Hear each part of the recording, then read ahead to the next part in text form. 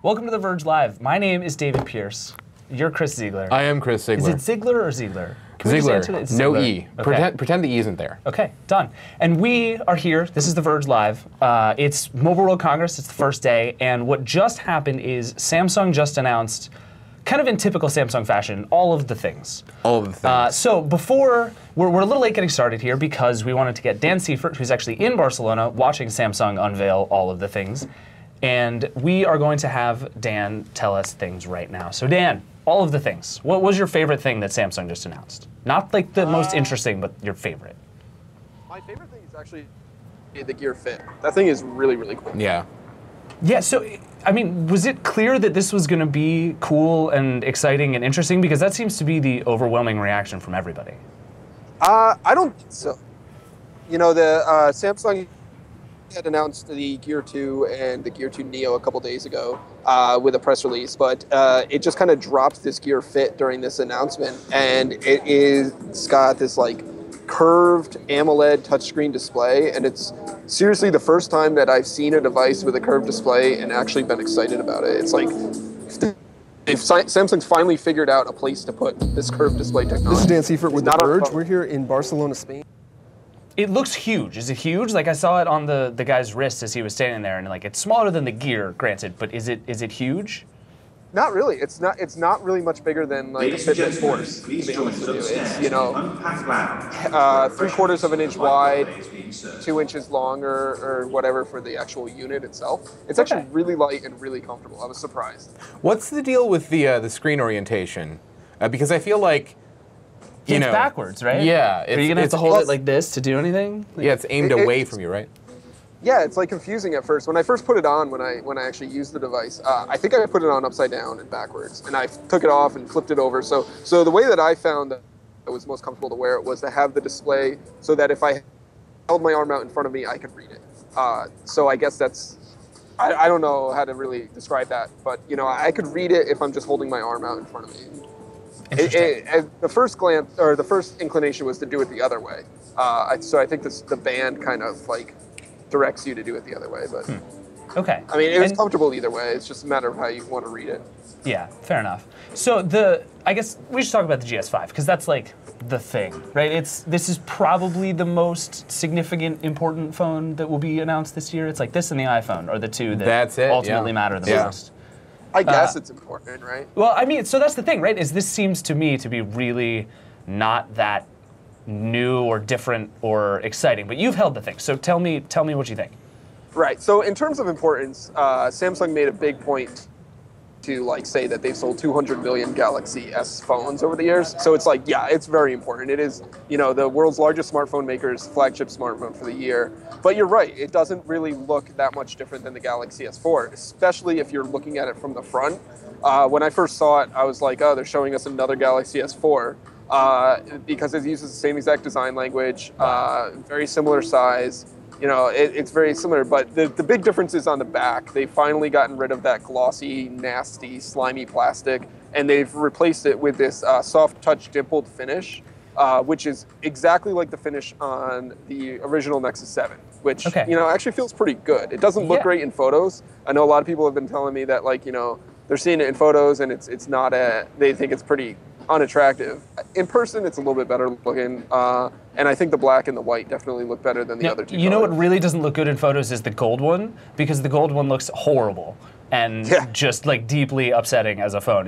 Have you seen it? Is it as bad as it seems? Yeah, the gold one isn't my favorite. I'd say of the four, the gold one is definitely the ugliest. Even it looks like a Band-Aid. I don't know. It looks like a Band-Aid. I guess that's cool. It kind of shimmers more, I guess. So it's kind of like an in-between gold and bronze. So it's not like champagne, but it's not like pure gold, and it's not like a full bronze. It's like that in-between. Fair enough. But I mean, it seemed to me just watching the stream that Samsung really doesn't want to talk about things like software or interface because they're famous for screwing that stuff up, and they just don't seem to want to talk about it. But what's new here? It seems like they've scaled some stuff back, but so they did scale some things back. They mentioned they've got a revamped settings menu.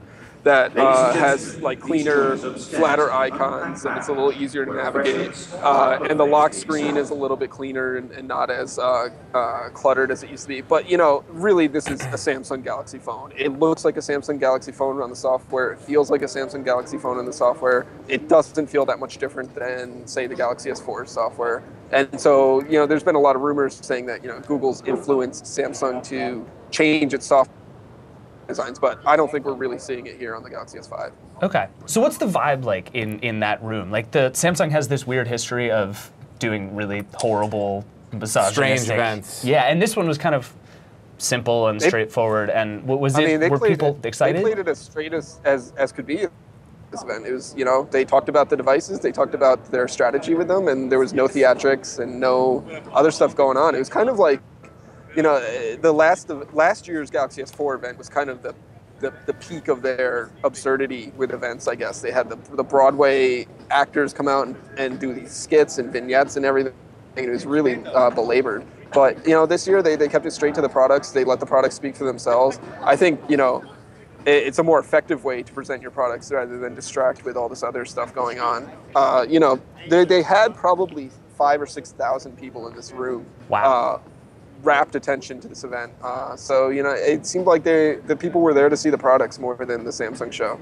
Okay, I mean, first of all, I think you're giving Samsung way too much credit when you say that was the peak of it last year. Yeah. Like, I have this odd feeling things are going to get better and weirder, and I really hope so. But this felt to me like an Apple event, right? Like they just got up, they were like, let's talk about features. And just talked about features. With the possible exception of the 15 minutes of orchestra at the very beginning, which I couldn't tell if that was intentional or not. It seemed as though maybe they were delayed a bit, so they just told the orchestra to keep on rolling. Like, maybe just go with it, guys. Maybe it was intentional, I'm not sure. Fair enough. So Dan, the gears.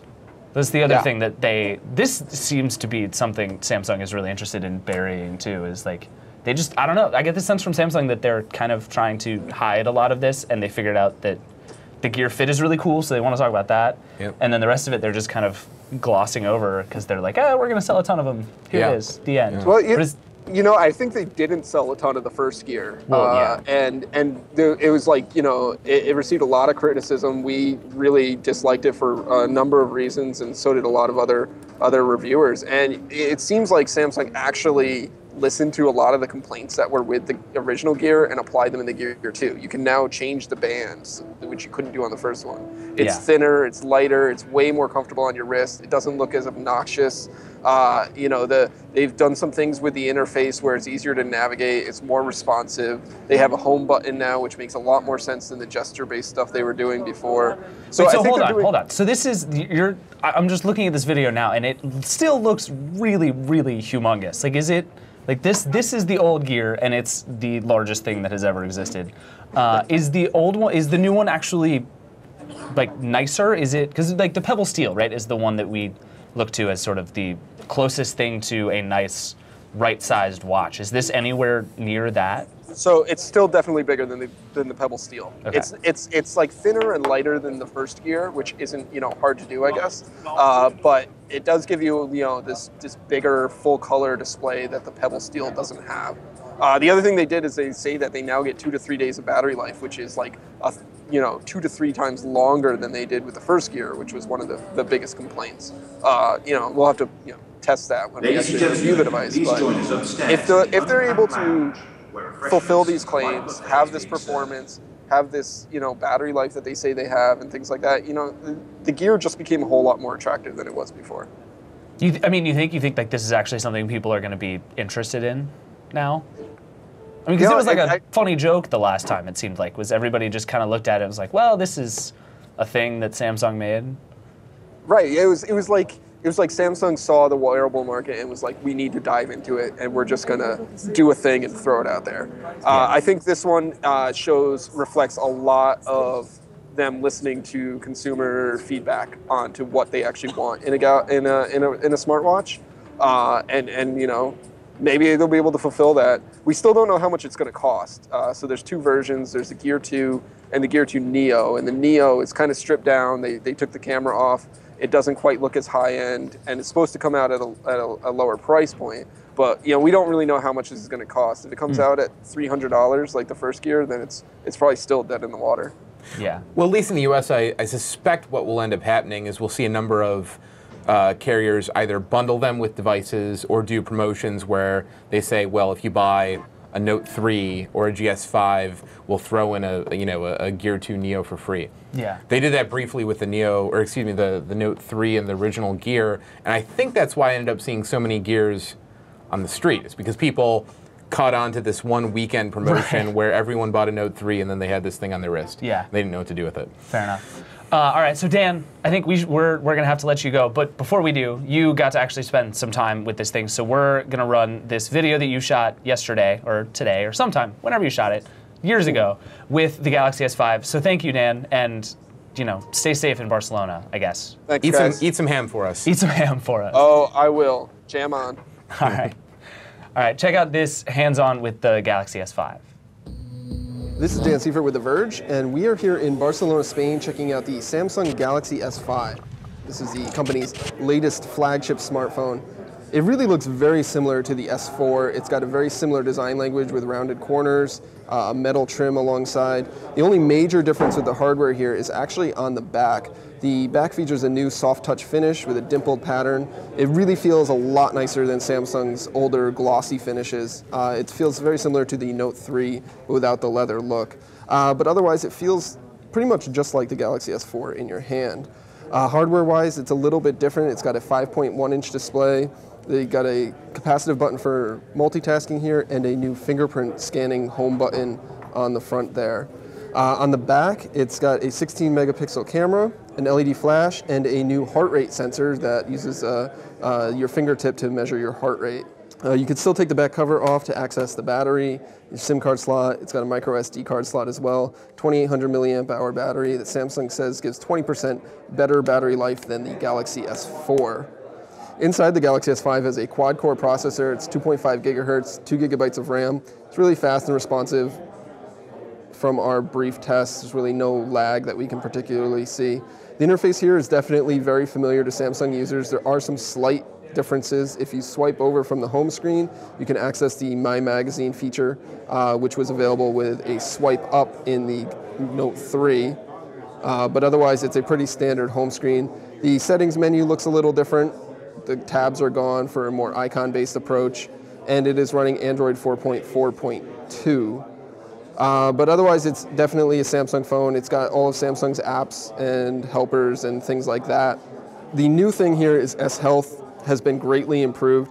In addition to the heart rate sensor on the back, it's got a new exercise coach and pedometer and things like that, and it has the ability to be expanded with third-party apps that can tap into an SDK that Samsung will be releasing soon.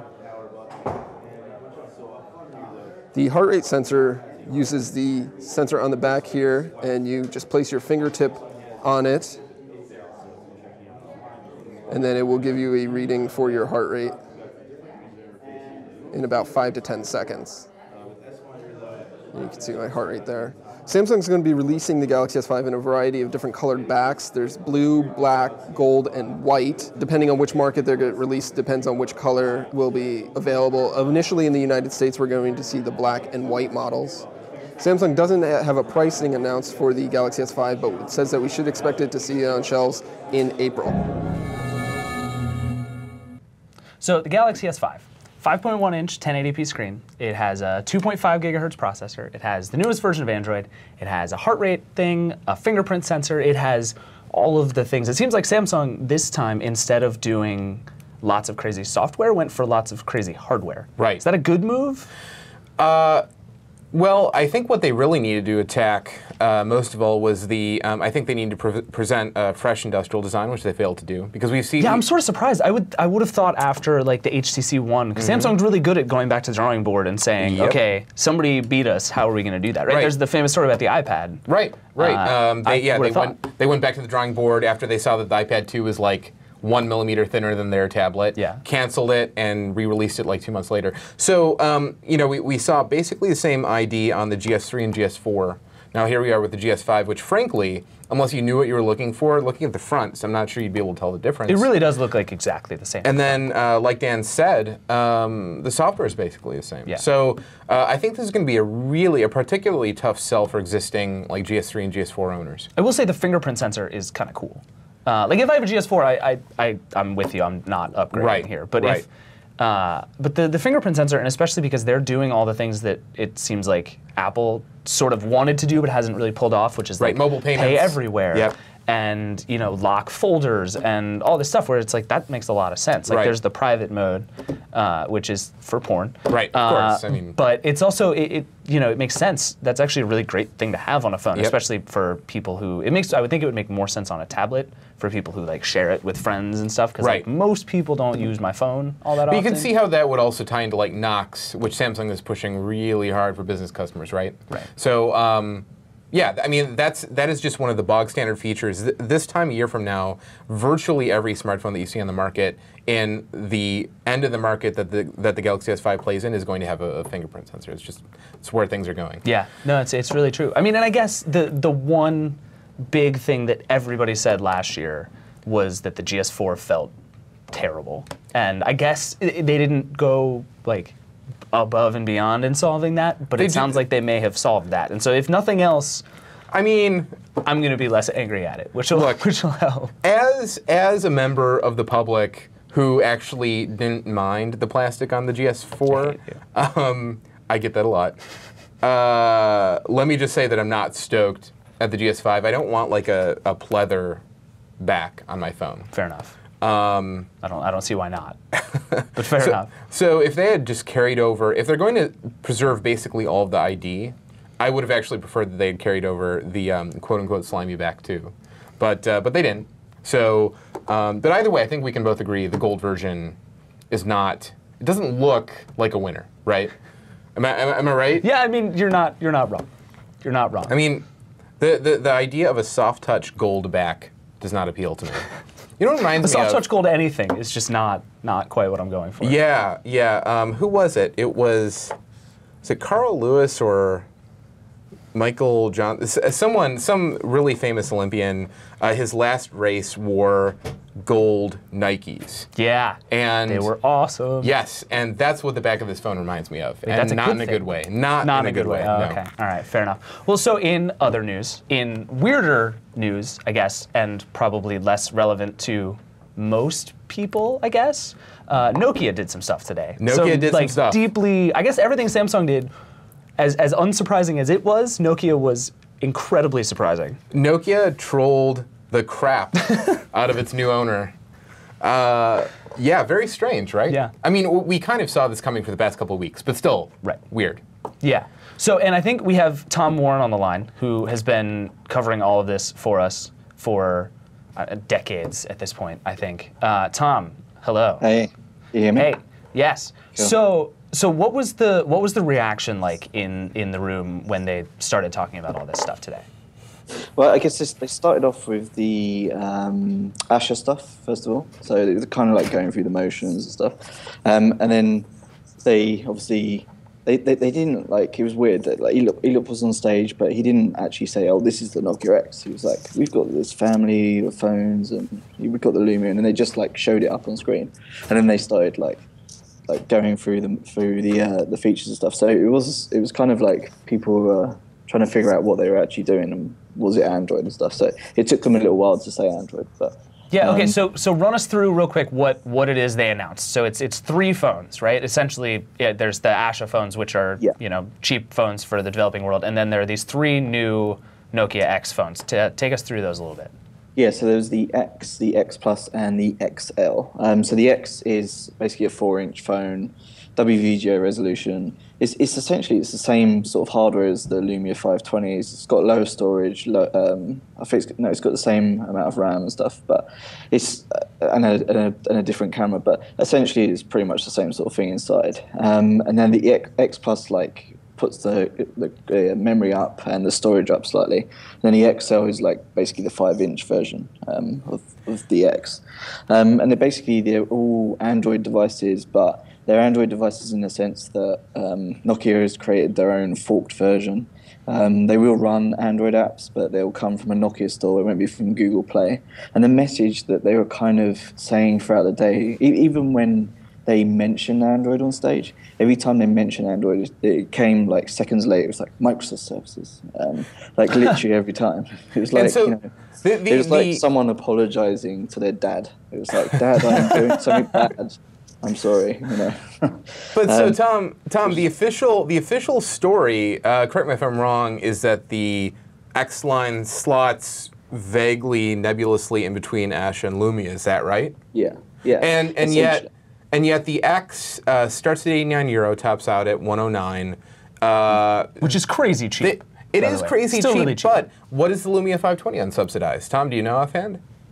I don't know what it goes for in euros now, but I think when it first debuted, it was actually like 110 or 120, like around that mark. So it was definitely released back then, like a higher price point, but like it's the same spec. So I'd be interested to know, like, if they built the Lumia 520 today, how much that would cost. Right.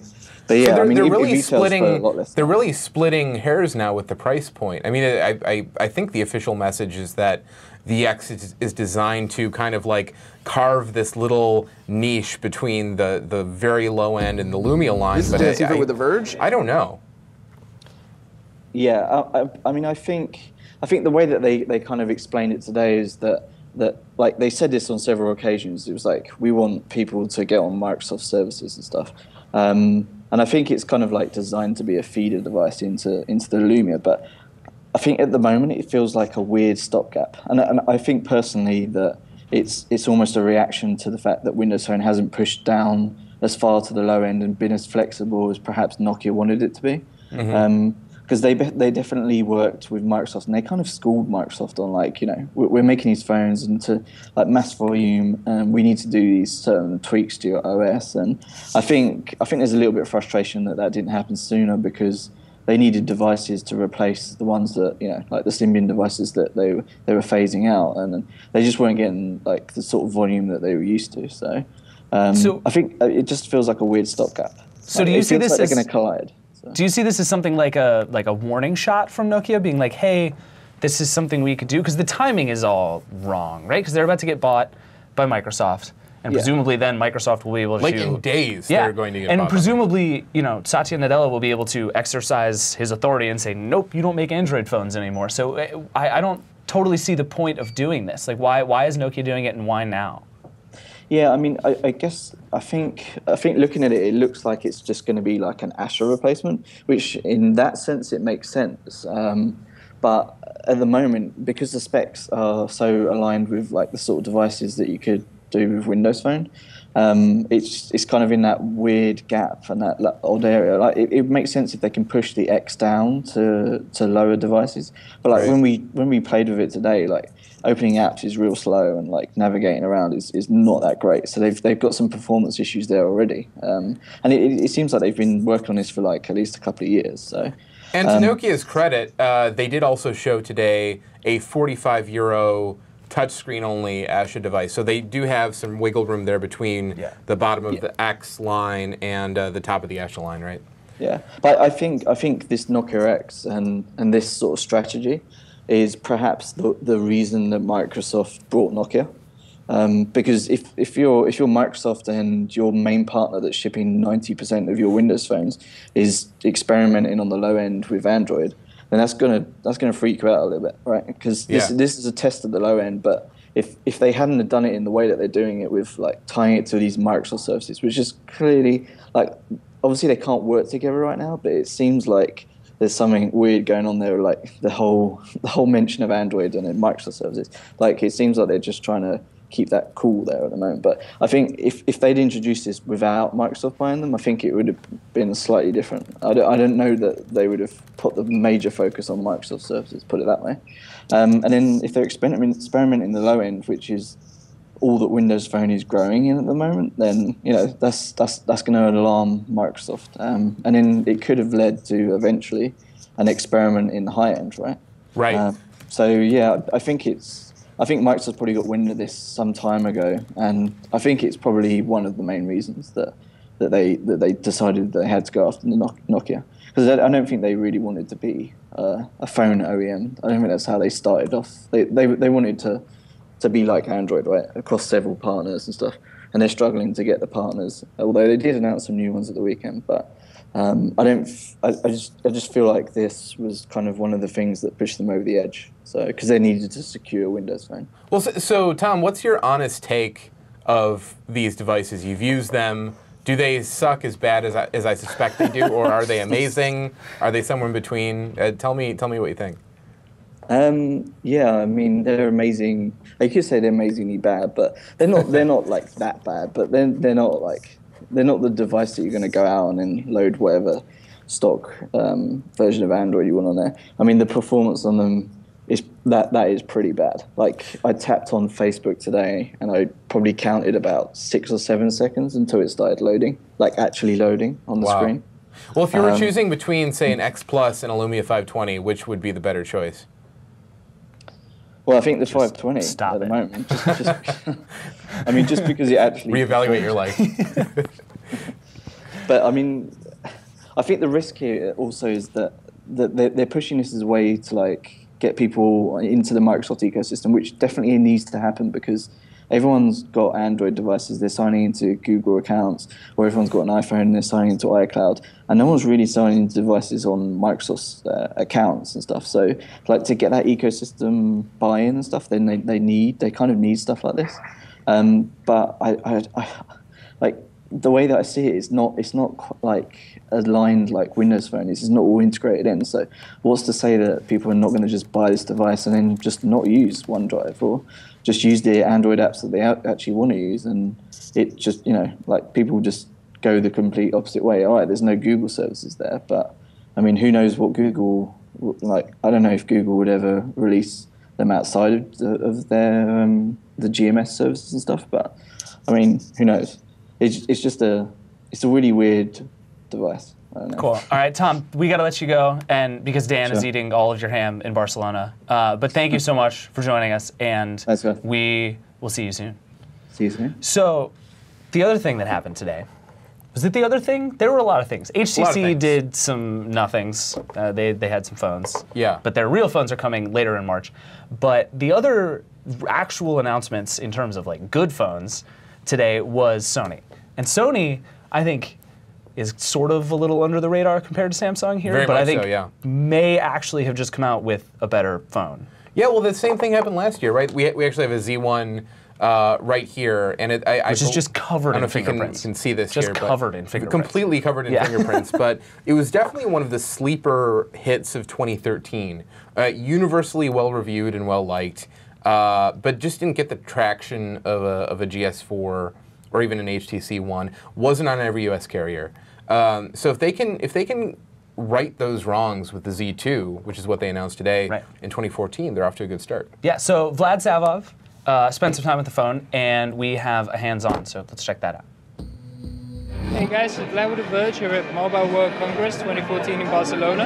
And Sony had just concluded its press event here, and it's shown off its new generation of Xperia devices for 2014. This is the Xperia Z2, the successor to the Z1, and there's also an Xperia Z2 tablet. There isn't much new about them in terms of industrial design. The Xperia Z2 very much looks like the original Z1. However, the screen is now 5.2 inches. It keeps the same footprint, but the screen is larger. And the really big upgrade with the display is a new live color LED IPS screen. So the viewing angles are much improved, and Sony actually claims that this is the widest color palette of any mobile devices. This applies for both the Xperia Tablet Z2 and the Xperia Z2 smartphone. It is very impressive. I've asked Sony, they said that it's an even wider color gamut than Apple's iPad and iPhone. So that's quite cool and impressive. The camera is still the same 20.7 megapixel sensor as we've seen on the Z1. Quite a powerful camera, but Sony has added 4K video recording to it. It's saying it's borrowing technology from its Handycam range, and it's added some more augmented reality tweaks and such things to video now, which you could have had previously with just photos. Also, there's a new 120 frames a second slow motion video recording at 720p resolution. That's a very nice and impressive feature that Sony demonstrated to me, and I'm quite happy to have it. But that's the Xperia Z2. It's a pretty decent upgrade, however, relative to the Z1, it's really all about the display. It's still a quad-core Snapdragon, now it's 801 processor, but really it isn't that much of a big leap. And it ships with Android 4.4 in March. Now, moving on to the Xperia Z2 tablet, again, it's very impressive in terms of the display. It's Full HD, 1920 by 1200, I believe. But it's those live color LEDs and the IPS display that really mark the difference between this and the original Z tablet from Sony. And also the thinness. This is a 6.4mm thin tablet, which makes it one of the thinnest. It's certainly the thinnest that is waterproof. The Xperia Z2 smartphone is waterproof as well, naturally. Unlike the Xperia Z2, this has glass on the front but doesn't have glass on the back. It's actually quite a grippy, matte surface. You can have it in black or in white. It feels very good to the touch, and it's extremely thin and light. This is thinner than the iPad Air, even though it's pretty much the same size at 10.1 inches. And physically, it's a very impressive device. It also has dual front-firing stereo speakers. There's something Sony calls S4 surround sound, and it has new digital noise cancelling technology, which works with a bundled headset, which comes with both the Xperia Z2 and the Xperia Z2 tablet. Other than that, this also ships with Android 4.4. It also has a Snapdragon 801 processor. The only difference really between this and the smartphone is that it has an 8 megapixel camera rather than 20 megapixel one. And you have a very subtle Sony skin on here. It's almost entirely stock Android. It's just little tweaks such as the quick settings, brightness, etc. that are customized by Sony. It's still very familiar, but really it's all about the new industrial design with this new Xperia Z2 tablet and the new displays with the Xperia Z2. And that's our first look at them here at Mobile World Congress in Barcelona. So I really think the Xperia Z2, not well named, but the Z3 is going to be cool. But anyway, I think it might be the best phone we've seen so far. And Vlad made a big deal about the display, and that's awesome. But I think the most important or most interesting thing might be the 4K video recording, which I can't decide if it's just a total gimmick or really cool. I think that it's, I mean, remember Kazrai just last month at CES he loves himself. 4K. He loves 4K, but he also said that it's, what, 6 years out from right. broad consumerization. So I think that in the short term, it's a gimmick feature. I mean, sure, it's nice to have. And we're hearing stories of 4K phones coming next year. Yeah. But I guess that's true. You're going to want to play your video back from a year ago. Right. I love seeing Sony in this challenger position because I feel like they feel really forced to make just amazing phones right now. They're not in the Samsung position of, oh, we can just phone it in and do an S4 Plus, which is basically what the S5 is. Yeah. They came to the table last year with just an amazing phone in the Z1. The Z2, by all appearances, is even better, and I just hope that it's going to be on the carriers that matter. I hope so too. So we actually have Vlad Savov, the one and only. So Vlad, here's my question to you: Is the Z2 the best phone at MWC so far? Hola, amigos. Can you hear me okay? Hello. Yes, we can. Am I awesome Spanish? Yeah, I mean, your Spanish is fantastic. As is your beard. That's what I meant to say. Your beard is amazing. It's all true. Thank you. Well, what can I say that wasn't in the hands-on video already? I mean, so now that you've seen, feel that way. Now that you've seen the Z2 and the GS5, I think we have a pretty good sense of like what these two companies are doing. So how do you feel about what Sony's up to now that you've seen what Samsung's doing? Please join us upstairs in the unpacked lounge. So apart from the overhead announcement, I do actually feel that way. I do feel like the Xperia Z2 might just be the best phone of the show, which was quite odd because it was announced at an incredibly early time here in Europe and middle of the night in the United States. Just because, I mean, first of all, it's waterproof. Samsung got a big round of applause at its GS5 event for being water resistant, but the Sony is waterproof. And it actually does have that cringe-worthy statement that Samsung made, modern glam look. I do feel like the Z2 has a modern look while still being waterproof, and that combination is incredibly hard to achieve, in my opinion. And the same is true of the Z2 tablet. These devices, in terms of industrial design, are just amazing. They really are amazing. The Z2 tablet in particular really feels like the closest thing you've ever seen or felt to just an interactive screen. Like you really feel like it's just a display that you can interact with. There's no sense of technology because it's just that thin. My only reservation, though, I have to say this, with the Z1 cameras, and hopefully the Z2 is an improvement on that front, is the focus. I saw somebody taking some photos of the crowd here at the Samsung event with a Z1 compact, and the focus was struggling. It was going back and forth, and it just wasn't focusing correctly. And I knew that person's pain because I reviewed that phone, and it's the biggest problem that Sony really has at the moment. It's just a few imperfections away from really delivering an amazing phone. Yeah, so actually I'm curious about the tablet because it seems to me that Sony's always kind of half-assed its tablet strategy. It's like, well, we figured out how to make this thing at 5 inches. Let's just do the same thing at 10 inches. Is this like, do you get the sense that this is a real thing that Sony cares about, or is it just sort of a weird add-on for them to make a phone and they're like, well, tablets, here's one? I think that's unfair. I think from Sony's internal perspective, they're being consistent. And like I say, to make this thing 6.4 millimeters in thickness and still retain a 6,000 milliamp hour battery and stick in this new live color LED display that Sony has, to me is just in technical and industrial design terms and engineering terms is hugely impressive. I still don't find a terribly good use for a 10-inch Android tablet. That's consistently the issue with these devices. Yep. But if you're going to buy any one of them, the Z2 tablet is absolutely the one. Okay, so why aren't we talking more about Sony at this point? I mean, it seems like Samsung has so completely dominated this market. Is this enough for Sony to get some actual play and discussion here, or are they too far out of it? Like, what's sort of the vibe on Sony versus the world here at Barcelona?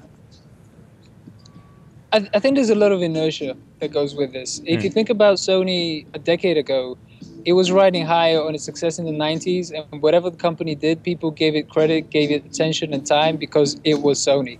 And frankly, that's Samsung's position at the moment. So Samsung is being more iterative than Sony in between generations, but that doesn't impact the attention that the company gets because it's just so huge at the moment. I think give Sony time. Sony's biggest flaw with its smartphones was its displays. For a long, enormously long time, it's had really terrible displays, far behind the competition. It's corrected that in a big way right here at MWC. Give Sony time, give it a few months, give it the next generation. I think the hype will start building up around its products again. Yeah, I mean, and they just continue to splash it with water at every possible turn. Never mind splash it. That's the point. This is where Sony can make its push. Samsung can take splashes. Sony can take a whole dive. That's true. I mean, you just wrote Sony's marketing campaign, is what you just did. Wait, so I'm going to ask you again about the display because you're getting me all excited, and I just need to know: is it perfect now? Like, is it every bit as good as the Sony display needs to be? Because the Z1 is really great, except for the display, which is really not great. But you're saying they've completely solved this problem. Yes, the Z1 display is garbage. It is mediocrity, a few points below mediocrity. It's just not acceptable to me. The viewing angles are terrible. This new one is right up there with the best ones. I am not ready to get on board with Sony to say that this is the best color palette that we've seen on a mobile device. I feel like the LG G2, AGC displays have very strong competitors in the Android ecosystem, and Apple obviously has its iDevices. But it is right up there. That's where Sony needs to be. It needs to be up there with the leaders. Yeah. Okay, so I want to ask you about Samsung before we let you go, because you reviewed the Galaxy Gear for us and had not exactly favorable things to say. So as someone who has been forced to spend a lot of time with this thing, are you impressed with what they're doing? Is it better? Are you excited to review the next one, or are you still staying away? Excited about what they're doing at Mobile World Congress. In terms of the Gear 2s, I can't say that I am. But I'm looking at the Gear Fit right now, and all I can say is if the Gear Fit is everything that it promises to be, there is not going to be a Gear 3. Because the Gear Fit looks like where we need to go. How so? Well, you look at the Gear 2, they put a home button on it. That is smartphone-sized hardware. You know, they're trying to cram too much. They put in a camera, speaker, devices that help a microphone consumers. in that bezel. I'm sorry, I couldn't hear that. Sorry, keep going. I'm just saying, they're trying to cram way too much with the Gear 2. They're essentially, again, trying to do this shrunken down smartphone thing. And if anything, Android has taught us, it's you can't take a smartphone and just expand it or blow it up to a tablet size. And I don't think you can take Android or a similar experience and then shrink it down. Even if it's Tizen now with the Gear 2, the UI is still pretty much the same. The fit, on the other hand, I mean, to make a pun on the name, it seems like a much better fit for your wrist. No. And that curved display is pretty gorgeous, I have to say. So Yeah, that's awesome. exciting. Good. Yeah, I agree. I hope that ends up being just the Gear and they lose the name otherwise. So Vlad, this is the big day, right? Most of the news, or most of the big news at this point is over, but there's still several days left of Mobile World Congress. So what are you looking forward to? And Chris, you know as much about this as anybody too. What should we be looking for and paying attention to over the next several days? Vlad, Well, tomorrow, you first. for example, I think we're going to take a look at the new Yota phone, which is that dual display phone with a color LCD on one side and an e-paper display on the back. They're upgrading it now with 2 touchscreens on both sides. I'm curious to see how that will work. And is one of the screens still e-ink? that's correct, yeah. Oh, cool. I mean, the premise with the Yota phone is really, if you want to have an article, you have low battery life, and you don't have Samsung's amazing ultra power saving technology, you take an article on your color display, and then you flip it onto the back, onto the e-ink display, and then you switch off the power consuming display and just read on the e-ink.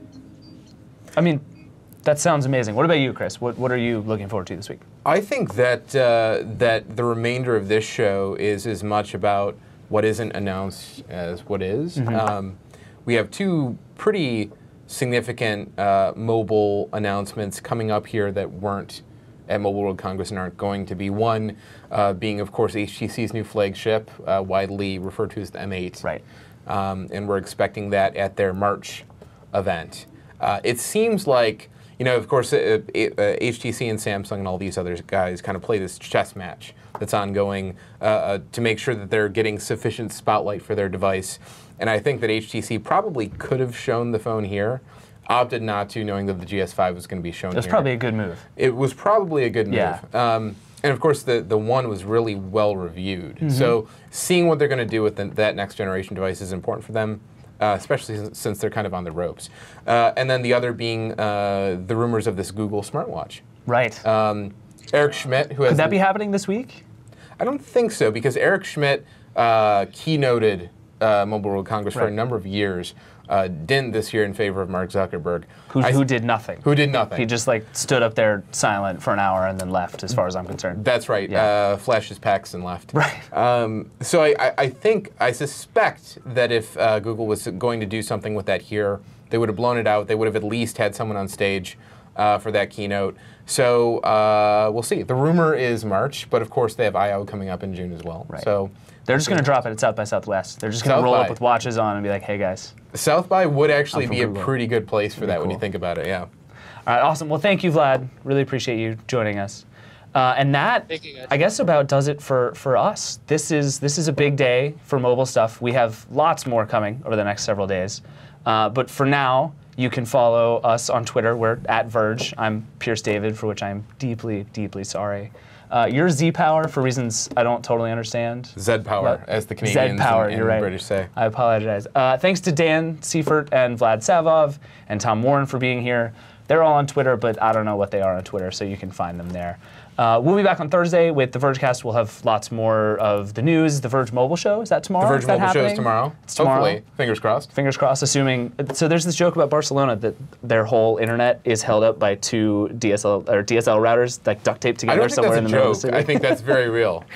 Fair enough. So assuming that connectivity holds up, we'll have lots more coming from them. And that does it for us. So thank you so much for watching, and we will see you soon.